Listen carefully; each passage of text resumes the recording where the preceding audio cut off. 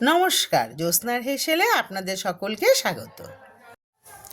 আজকে আমি বানিয়েছি নিকুতি, কিন্তু সেটা ছানা দিয়ে নয়, মিষ্টি আলু দিয়ে।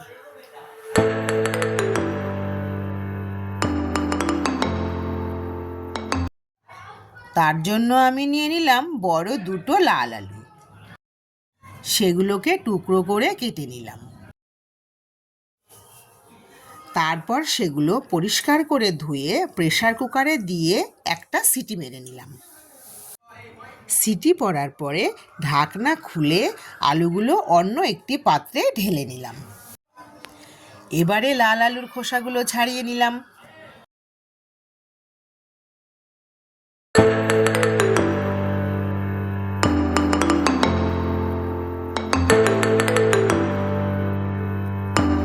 তারপর মিষ্টির রসের জন্য আমি উনুনে কড়াই বসিয়ে দিলাম। কড়াই বসানোর পরে তাতে দিলাম 2 কাপ জল, 1 কাপ চিনি। তারপর একটা এলাচ ফাটিয়ে দিলাম।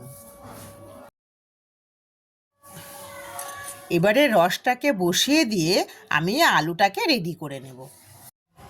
খোসা ছাড়ানো আলুটাকে ভালো করে মেখে নিয়ে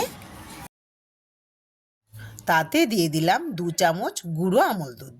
তারপর দিলাম 3 চামচ ময়দা।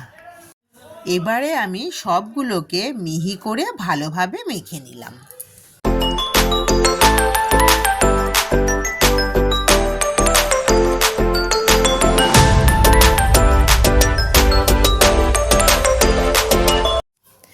ভালো করে মাখা হয়ে গেলে হাতে ঘি মাখিয়ে ছোট ছোট নিকুতির আকারে গড়ে নেব।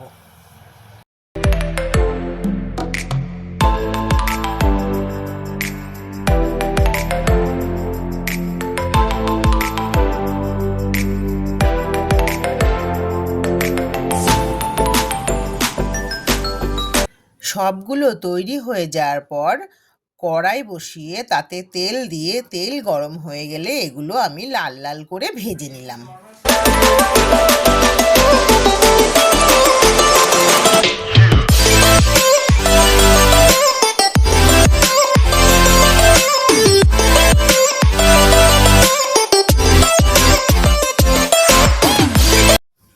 হালকা আঁচে এগুলোকে ভেজে নিতে হবে। বেশি লাল করা যাবে না, বেশি লাল করলে কিন্তু ভেতরে রস ঢুকবে না। এই যে এরকমভাবে লাল লাল করে ভেজে নিতে হবে। এদিকে আমি ফুটন্ত রসের মধ্যে স্বাদ ও রঙের জন্য দিয়েছিলাম সামান্য একটু কেশর। রসটা নামিয়ে নিয়ে এবারে ভাজা নিকুতিগুলো রসে ডুবিয়ে দিলাম। রসের মধ্যে ডুবিয়ে দিয়ে এগুলো একটু ভালো করে নাড়াচাড়া করে নিলাম।